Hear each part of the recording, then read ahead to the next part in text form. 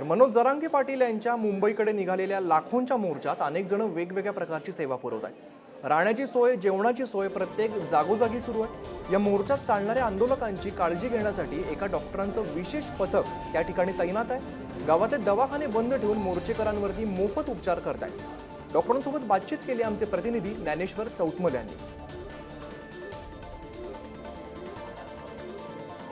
यांचा जो मोर्चा आहे तो पुण्यात दाखल झालेला आहे आणि मोठी गर्दी आपण जर बघितली असेल तर या मोर्चात आपल्याला पुण्यात झालेली बघायला मिळते। अगदी दूरपर्यंत सगळ्याच लोकांचा हा जो उत्साह आहे तो अगदी भरून पावला। या गर्दीनं सगळे रस्ते फुलून गेल्याचं आपल्याला बघायला मिळतंय। एकंदरीतच या सगळ्या मोर्चात जे सगळ्यात मोठं शहर होतं ते या अगोदरचं पुणे शहर आहे आणि याच पुणे शहरात इतक्या मोठ्या संख्येनं ही सगळी जेव्हा गर्दी जमा होते तेव्हा इथला माहोल जो आहे तो बघणं अत्यंत महत्त्वाचं ठरतं। या दृश्यांमधून आपल्या लक्षात येईल की या आजच्या पुण्यातल्या सगळ्या महत्त्वाच्या असलेल्या टप्प्यावर ही गर्दी जी आहे ती किती मोठ्या संख्येनं पुण्यातल्या रस्त्यांवर जरांगेंना समर्थन देण्याच्यासाठी म्हणून या ठिकाणी आलेली आहे। सर्वसामान्य लोक आहेत आणि यासोबतच काही डॉक्टर्स देखील आपल्या सोबत आहेत। मला सांगा, सर्वसामान्य आहेत, डॉक्टर म्हणून तुम्ही या मोर्चात चालता, काय भूमिका आहे तुमची?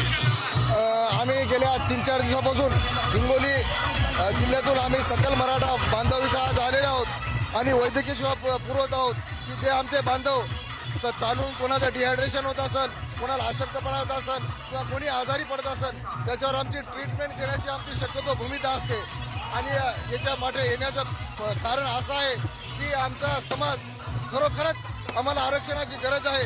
गेल्या 70 वर्षापासून आम्ही या आमच्या 2-3 पिढ्यापासून आम्हाला आरक्षण मिळावं, आम्हाला ओबीसी मध्ये आम्हाला समाविष्ट करावं यासाठी आम्ही 3 पिढ्यापासून आम्ही हा लढा देत आहोत। वास्तविक पाहता आमचे नातेवाईक, माझी आई जर बघितली ती ओबीसी आहे, माझे वडील ओपन आहेत, माझे मामा ओबीसी मध्ये आहेत, माझे नातेवाईक ओबीसी मध्ये आहेत, पण आम्हाला आरक्षण मिळत नाही। तिथं अन्याय हा आमच्या समाजावर कालांतरे माझ्यासारख्या सर्वांवर होतो।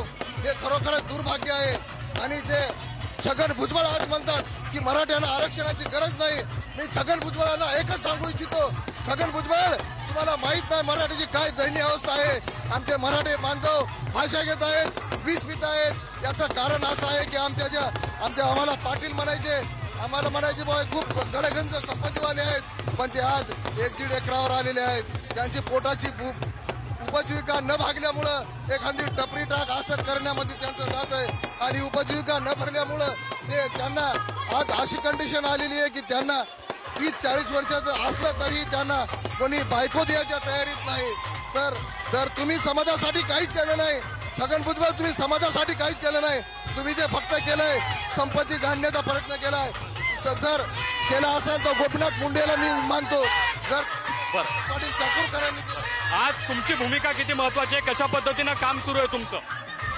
मी पहिलं सर्वांना जय शिवराय, जय जिजाऊ, जय शिवराय। तर सर्वात महत्वाचं की जे काही रुग्ण आहेत, दमाचे असो का हायपोग्लायसिमियाचे असो, हायपरटेन्शन ज्यांची बीपी जास्त वाढलेली आहे किंवा कमी झालेली आहे, त्यांना आमचा डॉक्टर्स असोसिएशन हिंगोलीतर्फे सर्वांना मोफत मेडिसिन आहे। सर्वांचं बीपी चेकअप, लो शुगर यांना औषधी मोफत दिली जाते आणि इतकं जोशपूर्ण वातावरण चालू आहे। सर्व समाजाचे समाज बांधव इतकं जोशपूर्ण वातावरण आहे, त्यांचा सकाळपर्यंत 4 पर्यंत असा जोश चालू राहतो। कशी सेवा देताय, रोज किती लोकांना सेवा देताय तुम्ही? लढेंगे और जितेंगे या उद्देशाने मराठा आरक्षणाच्या रणांगणामध्ये सामील झालेल्या या मराठा समाज बांधवांच्या सेवेसाठी हिंगोली जिल्ह्यातील जे आरोग्य पथक या ठिकाणी तैनात झालेलं आहे, यांच्या साह्याने या ठिकाणी रोज 500 ते 600 कमीत कमी रुग्णांवर, समाज बांधवांवर उपचार केले जात आहेत आणि विविध समस्यांना त्यांचं निराकरण या आरोग्य पथकाच्या माध्यमातून या ठिकाणी होत आहे। आपण बघतो ही जी सगळी गर्दी आहे, या गर्दीचं अन्नदान जे असेल ते वेगवेगळ्या ठिकाणी त्यांना अन्नाची, जेवणाची व्यवस्था होतीये, पण त्यासोबतच जे डॉक्टर्स आहेत ते देखील मोठ्या संख्येनं इथल्या रुग्णांची सेवा करण्यासाठी म्हणून या मोर्चात सहभागी झाल्याचं आपल्याला बघायला मिळतंय। मोठं योगदान त्यांचं या मोर्चामध्ये आहे। ज्ञानेश्वर चौतमल, पुढारी न्यूज, पुणे।